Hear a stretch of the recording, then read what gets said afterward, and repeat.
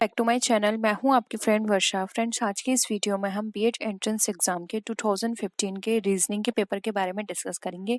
तो चलिए friends, video को स्टार्ट करते हैं। लेकिन वीडियो को स्टार्ट करने से पहले प्लीज़ मेरे चैनल को सब्सक्राइब कर लीजिए, और अगर आपने चैनल को सब्सक्राइब कर लिया तो इस वीडियो को लाइक कीजिए और अपने फ्रेंड्स के साथ शेयर कीजिए। तो चलिए फ्रेंड्स, आज की इस वीडियो को स्टार्ट करते हैं। फर्स्ट क्वेश्चन है, औषध जिस तरह संबंधित है रोगी से, उसी तरह शिक्षा निम्नलिखित में से किससे संबंधित है। तो फ्रेंड्स, हमें यहाँ बतानी है कि जैसे औषधि संबंधित होती है रोगी से, तो शिक्षा किससे संबंधित है। अध्यापक से, विद्यालय से, विद्यार्थी से, या फिर शिक्षण से। फ्रेंड्स, औषध रोगी के लिए जरूरी है उसकी बीमारी दूर करने के लिए, और शिक्षा किसके लिए जरूरी है, मतलब किसको दी जाती है। तो यहाँ पे ऑप्शन सी हमारा करेक्ट है। शिक्षा दी जाती है विद्यार्थियों को उसकी अज्ञानता दूर करने के लिए। तो यहाँ पे ऑप्शन सी सही है। नेक्स्ट है, सिग्नल ट्रैफिक के संबंध पर आधारित सादृश्य शब्द युग्म छाटें। यानी कि जिस तरह सिग्नल जरूरी है ट्रैफिक के लिए, उसी प्रकार इसमें से ऐसा कौन सी चीज है जो कि उसके लिए जरूरी है। जैसे कि लेंस प्रकाश के लिए जरूरी नहीं है, ब्रेक पहिए के लिए, बांध नदी के लिए, या फिर दरवाजा गृह के लिए। तो फ्रेंड्स, पहिए के लिए ब्रेक ये भी इम्पोर्टेंट नहीं है, दरवाजा गृह के लिए ये भी इतना इम्पोर्टेंट नहीं है जिस तरह से बांध इम्पोर्टेंट है नदी के लिए। तो यहाँ पे ऑप्शन सी हमारे यहाँ पे करेक्ट है। सिग्नल ट्रैफिक को कम करता है और बांध नदी के बहाव को रोकती है। तो यहाँ पे ऑप्शन सी हमारा सही है। नेक्स्ट है, इनमें से कौन सी संख्या श्रृंखला के रिक्त पद की पूर्ति करती है। जैसे कि यहाँ पे आपको एक सीरीज दे रखी है 1, 3, 5, 9, 11 एंड 13। तो इसके बाद क्या आना है, तो बताइए फ्रेंड्स। तो यहाँ पे पहले हमें फ्रेंड्स इन दोनों के बीच में देखना पड़ेगा कितना डिफरेंस है। यानी कि 1 के बाद 3, 1 का डिफरेंस आया, 3 के बाद 5, 1 का डिफरेंस आया, 5 के बाद 9 आया हमारा डिफरेंस यहाँ पे 4 का। फिर यहाँ पर आया हमारे 11, 2 का डिफरेंस। फिर आया हमें यहाँ पर हमारा 13, 1 का डिफरेंस। तो यहाँ पे हमारे अगेन कितने का डिफरेंस आएगा फ्रेंड्स, 13, 14, 15, 16। अगेन 3 का डिफरेंस आएगा, क्योंकि यहाँ पे एक सीरीज चल रही है। यहाँ पे 1 का डिफरेंस आया, फिर 1 का डिफरेंस आया, लेकिन लगा अब यहाँ पे डायरेक्ट कितने का डिफरेंस आ गया हमारे, 4 का डिफरेंस आ गया। फिर अगेन 2 का, फिर यहाँ पर अगेन 1 का, अब कितने का डिफरेंस आएगा, 3 का। तो यहाँ पे जो हमारा राइट आंसर होगा वो होगा ऑप्शन ए, जो कि है 17। नेक्स्ट क्वेश्चन पे आते हैं। अक्षरों के उस समूह को चुनिए जो समान पैटर्न के अनुरूप नहीं है। यानी हमें यहाँ पे पैटर्न पता लगाना है। जैसे कि P के बाद R आया है, यानी कि PQR, एक यहाँ पर बीच में गया। RST यानी कि अगेन एक, TUV again 1, VWX again 1, and XYZ again 1। Next है EC again 1D again 1G again 1 H गया यहाँ पे, अगेन J गया, अगेन N गया। तो ये दोनों हमारे सही हैं। अब हम आते हैं यहाँ पे M पर, MNO अगेन 1 OPQR। तो यहाँ पर 2 आ गया। तो फ्रेंड्स, हमें आगे जाने की जरूरत ही नहीं है, यहाँ पे हमारा ऑप्शन सी करेक्ट है। नेक्स्ट क्वेश्चन पे आते हैं। इनमें से जो अन्य 3 से भिन्न है उसे चुनिए। यानी कि हमें बताना है इनमें से कौन सी सबसे भिन्न है। फर्स्ट है वर्षा, फिर है तड़ित जिसको लाइटिंग बोलते हैं, जो कि बादल में चमकती है, फिर है बादल, फिर है वज्रपात यानी ठंडर। तो फ्रेंड्स, आपने देखा कि यहाँ पे 3 शब्द बिल्कुल सेम है, जबकि एक बिल्कुल अलग है। वर्षा, तड़ित और वज्रपात, ये तीनों एक ही हैं, जबकि बादल यहाँ पे अलग है। तो यहाँ पर जो इसका आंसर होगा वो होगा ऑप्शन सी, बादल। नेक्स्ट है, भिन्न संख्या समूह को चुनिए। हमें एक संख्या दे रखी है, जैसे कि 6, 5, 2, 9, 8, 3, 4, 7, 3, 4, 7, 9, या फिर 6, 5, 8, 3। तो बताइए फ्रेंड्स, इसका कौन सा आंसर होगा। आपको कौन सी संख्या लगती है जो यहाँ पर भिन्न है। ए ऑप्शन सही है, बी ऑप्शन सही है, सी ऑप्शन सही है, या फिर डी ऑप्शन सही है। इसमें से कौन सा ऐसा ऑप्शन है जो कि यहाँ पर सही है। तो फ्रेंड्स, इसमें हमें देखना होगा। देखिए यहाँ पर 6, 5, 2, 9, ये किसी भी तरह का अगर हम स्क्वायर देखें, क्यूब देखें, तो ये चारों ही संख्या ना तो किसी की स्क्वायर है ना ही ये क्यूब है। तो हमें इन दोनों को जोड़ना होगा। तो देखना होगा ये जोड़ के कितना आंसर निकलता है। 6 को 5 में काउंट किया, 6 एंड 5 कितना होता है यहाँ पर हमारा 11। और 2 और 9 कितना होता है हमारा 11। नेक्स्ट है 8 और 3 कितना होता है हमारा 11, और 4 और 7 कितना होता है हमारा 11। नेक्स्ट है 3 और 4 कितना होता है हमारा 7, एंड 7 एंड 9 हमारा कितना होता है 16। तो ये अलग है। अगेन दूसरा और देख लेते हैं। 6 और 5 कितना है हमारा 11, 8 और 3 हमारा कितना है यहाँ पर, ये भी 11 है। तो फ्रेंड्स यहाँ पे हमारा ऑप्शन सी डिफरेंट है, तो यहाँ पे ऑप्शन सी हमारा करेक्ट है। नेक्स्ट आते हैं, एक कूट भाषा में 5 से 4 का तात्पर्य है कॉफी इज टॉक्सिक। 4 टोट मैन का तात्पर्य है सॉल्ट इज किलर, एंड टे से पे सेट का अर्थ है अवॉइड ईच टॉक्सिक किलर। इस कूट के अनुसार कॉफी का क्या तात्पर्य है, तो हमें बताना है कॉफी का क्या है। फ्रेंड्स देखिए यहाँ पे हम देखें कॉफी किसी और में नहीं आया है। हम देखते हैं सिमिलर वर्ड्स। इज यहाँ पर दे रखा है, इस सेकंड वर्ड में भी दे रखा है सेकंड सेंटेंस में। तो देखते हैं यहाँ पे 4 एंड चार्ट दोनों का सेम है, तो इसका मतलब तो हो गया यहाँ पर 4। ठीक है। नेक्स्ट है टॉक्सिक। टॉक्सिक किस में दे रखा है हमारा, ये थर्ड सेंटेंस में दे रखा है। तो यहाँ पर हमारा कौन सा वर्ड निकल कर आया, टॉक्सिक का मतलब यहाँ पर हम बोल सकते हैं से। टॉक्सिक का हो गया से, क्योंकि दोनों ही सेंटेंस में टॉक्सिक है और से मैच कर रहा है। तो यहाँ पर जो अब हमारा निकल कर आया कॉफी, कॉफी का जो राइट आंसर है वो हो जाएगा हमारा ऑप्शन सी 5, PANCH 5। तो कॉफी का यहाँ पे तात्पर्य 5 से है, तो ऑप्शन सी हमारा करेक्ट है। नेक्स्ट आते हैं, किसी कूट भाषा में DOG का मतलब है 433, तो कैट का क्या मान होगा। तो हमें बताना है DOG का मतलब यहाँ पे 433 है, तो कैट का मान क्या होगा। अब बताइए फ्रेंड्स आप खुद ही कि ये किस तरह से 433 आया है यहाँ पर DOG का। देखिए फ्रेंड्स, अगर हम 433 इसको निकालते हैं, तो अगर हम इनको देखें कि ABCD, ठीक है, 1 2 3 4, डी तो हमारा 4 हो गया, लेकिन ओ हमारा 3 नहीं होगा। तो हमें यहाँ पर एक टेबल बना के चलनी होगी पूरी जेड तक। यहाँ पर जगह नहीं है, आप लोग अपनी रफ कॉपी में बनाइएगा। मैं जिस तरह से आपको बता रही हूँ, ABCD आपने 1 2 3 4 लिख लिया। अब डी के बाद क्या आता है, EFGH, तो इसको लिखिए अगेन 1 2 3 4। तो इस तरह से आपको अगेन एंड अगेन रिपीट करके 1 2 3 4 1 2 3 4 1 2 3 4 लिखना है जेड तक। तो वहां पर आप देखेंगे कि डी 4 है, ओ पर अगेन 3 आ रहा है, एंड जी पर अगेन 3 आ रहा है। तो यहाँ पर आपका निकल कर आ गया डॉग का 433। सेम उसी अकॉर्डिंग आप कैट का निकाल सकते हैं, जैसे कि C80 में देखिए फ्रेंड्स, सी में यहाँ पर क्या आया 3, ए में यहाँ पर क्या आया 1, अब टी बचा। तो फ्रेंड्स अगर आप इसी तरह से पूरी टेबल बनाओगे तो टी पर आपका आएगा 4। तो यहाँ पर जो आपका ऑप्शन होगा करेक्ट, वो होगा ऑप्शन ए 314। तो आई होप फ्रेंड्स आपको यहाँ पे सारी चीजें क्लियर होंगी। किसी भी तरह का डाउट हो तो आप नीचे कमेंट सेक्शन में लिख सकते हैं। नेक्स्ट है, यदि मैनेजमेंट को 1 2 3 2 4 5 1 5 3 6 के रूप में कूटबद्ध किया जाए तो गेट को किस प्रकार कूटबद्ध किया जाएगा। ये ऑप्शन है हमारे पास 4 5 6 2 5 2 1 3 2 3 6 5 और 4 2 6 5। तो बताना है मैनेजमेंट इस तरह से लिखा गया है तो गेट किस तरह से लिखा गया होगा।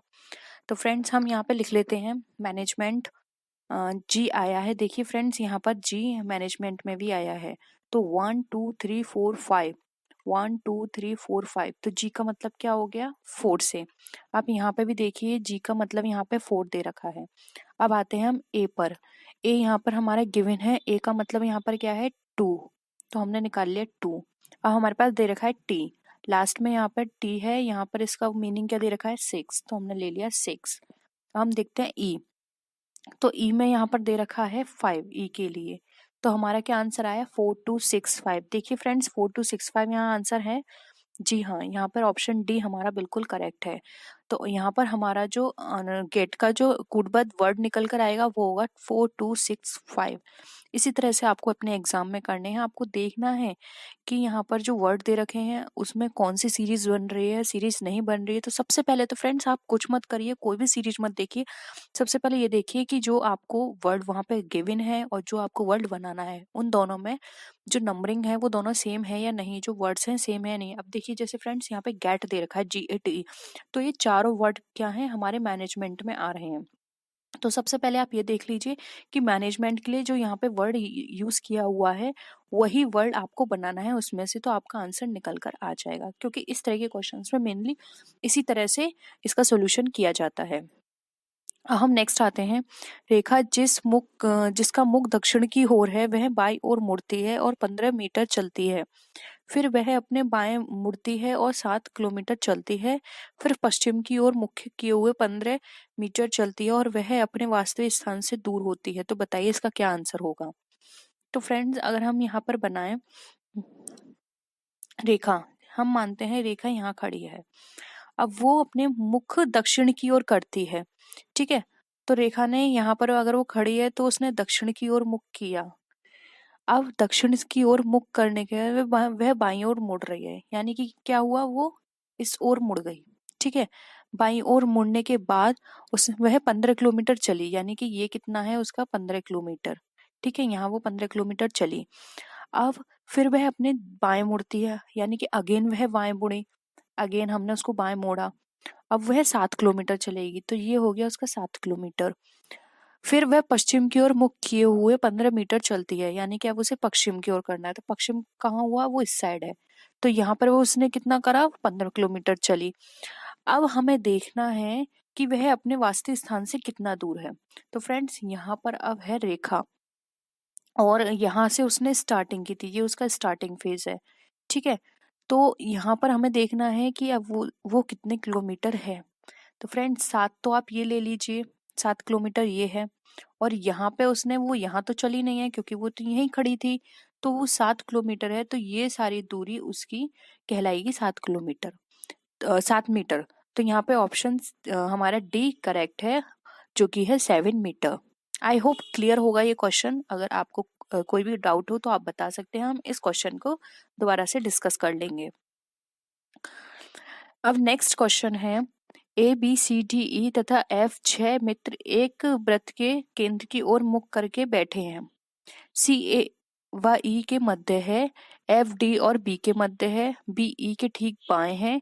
अब निम्नलिखित प्रश्नों के उत्तर दीजिए। तो पहले तो फ्रेंड सबसे पहले आप जिस तरह से मैं यहाँ पर आपको टेबल बना के दिखाऊंगी उसी तरह से आपको बनाने हैं, क्योंकि हम अपने क्वेश्चंस लेने के लिए उसको रफ कर देंगे। तो आप उसी तरह से पहले बना लीजिए। तो फ्रेंड्स यहाँ पर ये एक व्रत की बात कर रहे हैं, तो हम भी एक व्रत बना लेते हैं यहाँ पर। अब ये यहाँ पर ये इसका मिड पॉइंट है।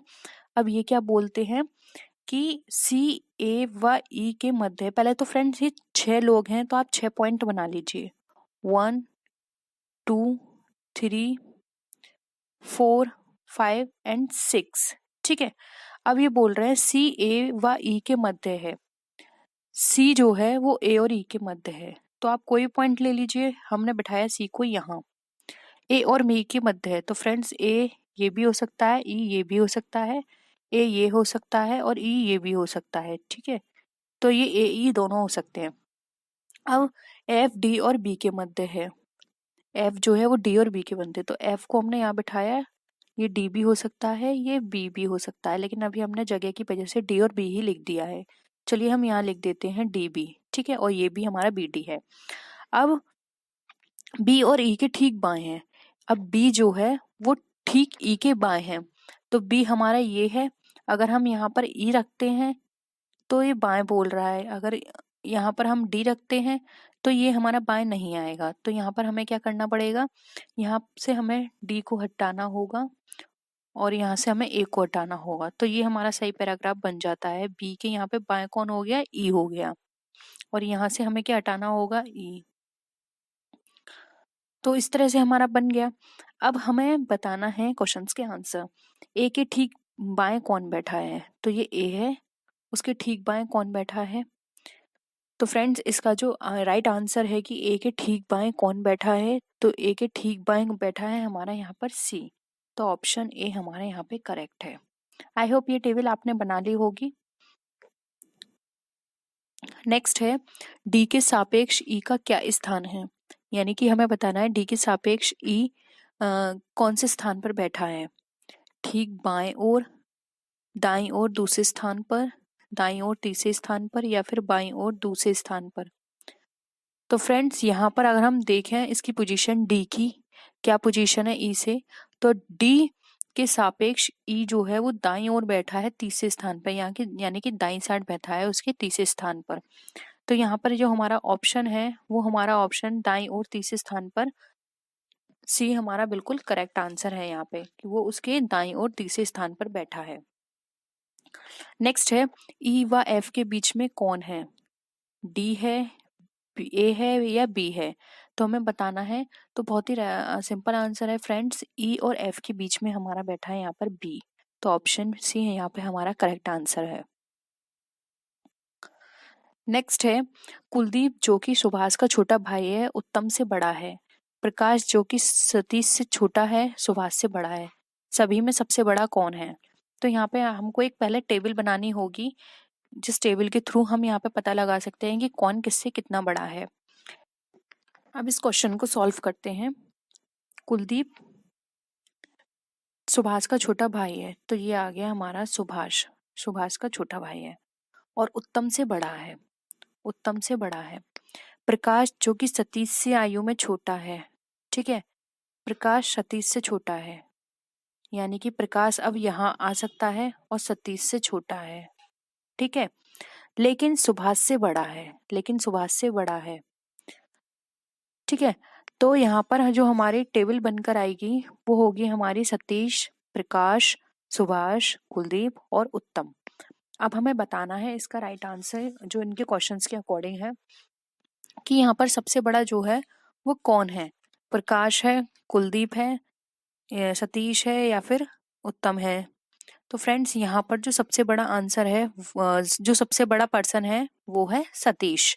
ऑप्शन डी यहाँ पे हमारा करेक्ट आंसर है। नेक्स्ट है इस आलेख को हमें बताना है और इसको पूर्ण करना है। तो फ्रेंड्स देखिए इसके अंदर क्या दे रखा है फॉर्मूला, एक 1 इंटू 2 मल्टीप्लाई करके देखते हैं। एक का 2 से मल्टीप्लाई किया 2, 2 दूनी 4, 7 का 1 से मल्टीप्लाई किया 7 एकम 7 और उसका स्क्वायर किया 7 का, यहाँ पे 2 का स्क्वायर किया 4, यहाँ 7 का स्क्वायर किया 49, यहाँ 4 और 2 4 4 दूनी यहाँ पर हो गया 8, 8 8 64। और यहाँ पर अब हम किसका मल्टीप्लाई करेंगे कि यहाँ पर 81 आ जाए। तो फ्रेंड्स अगर हम यहाँ पर देखें कि 81 कैसे आएगा, तो हम यहाँ पर कर सकते हैं कि ये 81 पहले तो हम ये देख लेते हैं किसका स्क्वायर है। तो 81 स्क्वायर होता है हमारा 9 का, तो हमें यहाँ पर 9 लेकर आना है।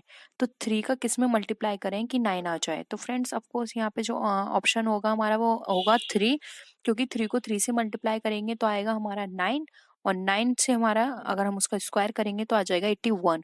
तो ऑप्शन सी यहाँ पे हमारा करेक्ट आंसर है। नेक्स्ट है निम्नलिखित उपक्रम में ऐसे कितने 5 हैं जिनके ठीक बाद 2 व ठीक पहले 8 है। तो फ्रेंड्स इस डिजिट को देखने से पहले आप सबसे पहले अपनी एक सीरीज बना लीजिए, जैसे कि यहाँ पर कितने 5 हैं जिसके ठीक बाद 2 और जिसके ठीक पहले 8 है, यानी कि आपको ये वाली सीरीज देखनी है 852 जहां पर मैच हो रहा हो। तो फ्रेंड्स स्टार्टिंग में 852 है, उसके बाद 852 ये है, और उसके बाद जो है 852 वो ये है। तो फ्रेंड्स यहाँ पर ये कितनी बार आया, ये आया 2 बार, वो सॉरी 3 बार आया। तो ऑप्शन डी यहाँ पे हमारा करेक्ट है जो कि है 3। नेक्स्ट है यदि ए का अर्थ है प्लस, बी का अर्थ है माइनस, सी का अर्थ है इनटू, तो 10 C P A 4 C 4 B 6 का क्या मान होगा। तो हमें बताना है, तो पहले देख लेते हैं 10 सी का मतलब होता है इनटू यानी कि 4, फिर ये क्या बोल रहे हैं ए का मतलब क्या है प्लस, फिर क्या बोल रहे हैं 4 सी पी यानी कि 4 इंटू 4, फिर है बी 6, बी का मतलब है -6। तो अब हमें इसको निकालना है। तो फ्रेंड्स अगर हम इस तरह से इसकी डिजिट बनाएंगे तो 4 इंटू 10 कितना हो गया हमारा 40, और 4 इंटू 4 कितना हो गया 16। ठीक है, अब 40 प्लस यहाँ पर कितना आ गया 16 माइनस 6। तो ये है हमारी निकल कर आई डिजिट 40 प्लस 16 प्लस 6। अब हम यहाँ पर 16 में से 6 ये माइनस कर देते हैं तो हमारे पास क्या निकल कर आया 40 प्लस 10, जिसको हम प्लस करेंगे तो हमारा आंसर आ जाएगा 50। तो यहाँ पे ऑप्शन बी हमारा करेक्ट है, जो कि है 50। नेक्स्ट है, एक महिला की ओर इशारा करते हुए एक व्यक्ति ने कहा, उसकी माँ मेरी माँ की इकलौती पुत्र है। महिला का उस व्यक्ति से क्या संबंध है? पिता है, भाई है, चाचा है, मामा है। तो फ्रेंड्स हम ये रिलेशन अपने ऊपर लेके सोचते हैं। फॉर एग्जाम्पल एक व्यक्ति है, यानी कि एक व्यक्ति मान लेते हैं वो मैं हूँ। मैं किसी से बोल रही हूँ कि उसकी माँ मेरी माँ की इकलौती पुत्र है। तो बताइए उस महिला का उस व्यक्ति से क्या संबंध है? तो मैं किसी अगर बच्ची से बोलूंगी कि उसकी माँ मेरी माँ की, यानी कि मेरी माँ की, तो वो क्या हो गई उसकी बेटी हो गई कि इकलौती पुत्र है। तो उसकी बेटी कौन होगी? उसकी बेटी मेरी क्या हुई? भतीजी। तो यहाँ पे ऑप्शन क्या होगा कि मैं उसका कौन लगा? मामा। तो यहाँ पे ऑप्शन डी यहाँ पे हमारा करेक्ट है। नेक्स्ट है, नीचे दिए गए शब्द समूह में कौन सा शब्द नहीं बनाया जा सकता? एंडिओवर दे रखा है, तो फ्रेंड्स हमें देखना है कि इसमें से हम क्या नहीं बना सकते हैं। तो फ्रेंड्स यहाँ पर जो शब्द नहीं बनाया जाएगा वो है, देखिए ये हम बना सकते हैं, राउंड हम बना सकते हैं, यहाँ पर हम बना सकते हैं ड्राउन, नहीं बना सकते, ड्रॉप बना सकते हैं। क्योंकि फ्रेंड ड्राउन में क्या है, यहाँ पे डब्लू आ रहा है, और डब्लू देखिए यहाँ पे हमारी इस स्पेलिंग में नहीं है। तो यहाँ पे ऑप्शन सी हमारा करेक्ट है।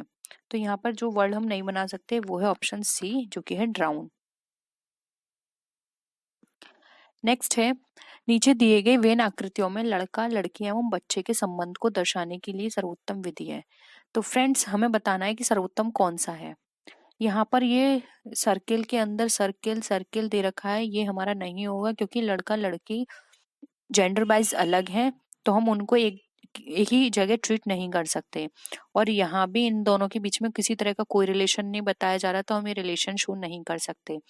और ये तीनों हम बच्चों में लड़का भी आ सकता है, लड़की भी आ सकते हैं, तो इन तीनों को अलग भी नहीं कर सकते। तो हमारा जो राइट आंसर होगा वो होगा ऑप्शन सी, जैसे कि बच्चे, जिसमें लड़का भी आ गया और लड़की भी आ गई। तो ये वाला ऑप्शन हमारा करेक्ट है। नेक्स्ट है, यदि किसी माह की 10वीं तारीख रविवार से 3 दिन पहले पड़ती है तो माह की दूसरी तारीख किस दिन पड़ेगी? तो हमें बताना है कि अगर कोई तारीख 3 दिन पहले पड़ रही है तो उससे क्या होगा।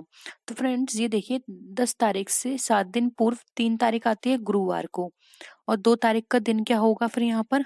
तो फ्रेंड्स दूसरी तारीख का जो यहाँ पे वो होगा राइट आंसर, वो होगा ऑप्शन सी, बुधवार। तो यहाँ पे जो दूसरी तारीख किस दिन की पड़ेगी? तो वो पड़ेगी बुधवार की।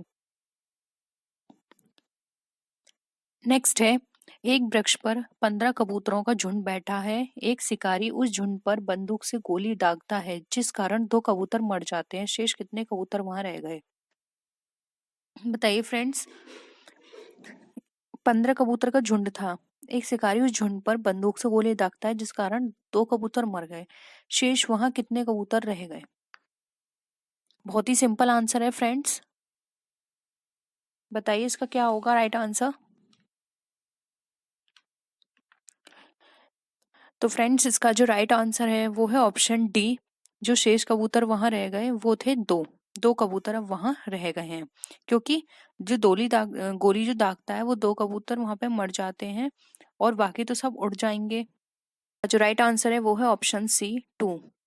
नेक्स्ट है, यदि 8 into 4 42, 6 into 6 33, 2 into 2 11, 4 into 6 23 and 2 into 8, तो क्या होगा? तो फ्रेंड्स हमें ये देखना है कि इसमें ऐसी कौन सी चीज यहाँ पे वो चल रही है सीरीज, जिसके अकॉर्डिंग यहाँ पर ये आंसर आया। फ्रेंड 2 इंटू 2, 4 को अगर 8 से मल्टीप्लाई किया जाए 42 अगर आया तो इसमें 4 8 या क्या होता है हमारा 32, उसमें अगर 10 ऐड किया तो 42। अगर हम 6 और 6 36 में अगर हम फिर से ऐड करेंगे 10 तो हमारा आएगा 46, लेकिन यहाँ पे 30 और यहाँ पर अगर हमें लाना है 33, तो ये वाली सीरीज तो इसकी नहीं होगी। हम इसमें निकालते हैं, हम ऐसा करके चलते हैं कि इनका जो साइन है वो अलग कर देते हैं। 8 4 अपॉन 2 कितना हो गया 42। 6 6 अपॉन 2 33। 2 2 अपॉन 2 11। ठीक उसी तरह से 46 अपॉन 2 23। 28 upon 2 16, sorry 14। तो यहाँ पर जो आंसर आएगा वो होगा ऑप्शन डी 14। नेक्स्ट है अंग्रेजी शब्दकोश के अनुसार कौन सा शब्द तीसरे क्रमांक पर व्यवस्थित होगा। तो फ्रेंड्स हमें यहाँ पर फिर डिक्शनरी के अकॉर्डिंग देखना है। तो पहले हम लिखते हैं एस, उसके बाद चारों में ही एच दे रखा है तो एच लिख लेंगे। फिर हम देखेंगे कि ए किसमें दे रखा है, ए यहाँ पर हमारा दे रखा है तीनों में, तो हम लिखेंगे ए। फिर है एन एन एन, हम थर्ड वर्ड देखेंगे, फोर्थ वर्ड देखेंगे एन एन, इसमें आ रहा है ए, ये तो बिल्कुल नहीं होगा क्योंकि ये बिल्कुल ही नीचे चला गया। फिर है एस एच ए एम, तो दूसरा वर्ड हमारे पास क्या आ गया एम, ठीक है। तो यानी कि ये हमारा फर्स्ट वर्ड है। अब हम इन दोनों में मैच करेंगे तो हमारा पहला शंकर के पहले आता है, तो यहाँ पर हो गया हमारा दूसरा वर्ड शंकर। तीसरा वर्ड हो गया हमारा शांता। चौथा वर्ड हो गया हमारा श्याम। तो फ्रेंड्स यहाँ पर इन्होंने हमसे क्या पूछा है, हमें यहाँ पे बताना है कि तीसरा शब्द यहाँ पर कौन सा आता है। तो फ्रेंड्स यहाँ पर जो हमारा राइट आंसर होगा वो होगा ऑप्शन ए सांता। नेक्स्ट है एक अर्थपूर्ण शब्द बनाने के लिए अक्षरों को पुनः व्यवस्थित करके उनका मध्याक्षर कीजिए। यानी कि हमें बताना है कि इससे क्या बनेगा। ESURN, ESURN श्योर नहीं होगा। NURSE,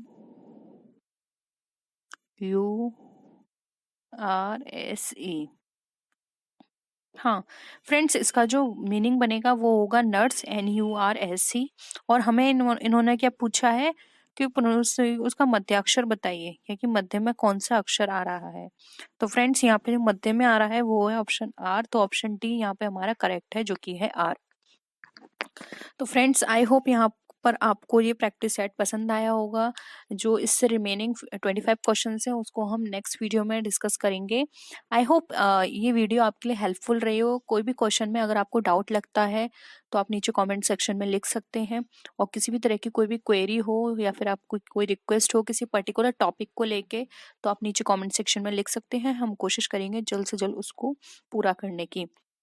और इस वीडियो को लाइक कीजिए, अपने फ्रेंड्स के साथ शेयर कीजिए। नेक्स्ट वीडियो में हम फिर मिलते हैं और विच वीडियोस के साथ। तब तक के लिए बाय बाय।